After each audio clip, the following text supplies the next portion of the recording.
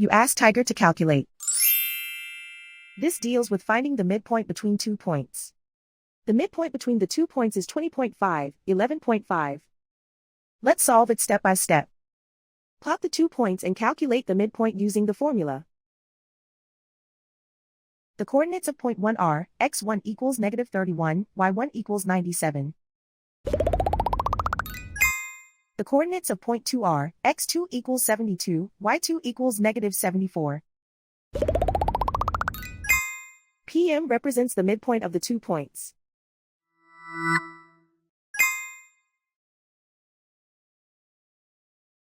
Use the x values in the midpoint formula to find the midpoints x. x1 equals -31. x2 equals 72. Simplify the arithmetic.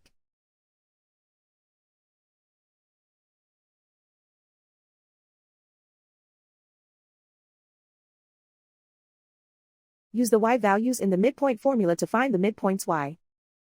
y1 equals 97.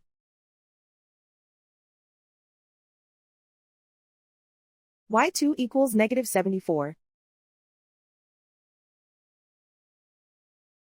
Simplify the arithmetic.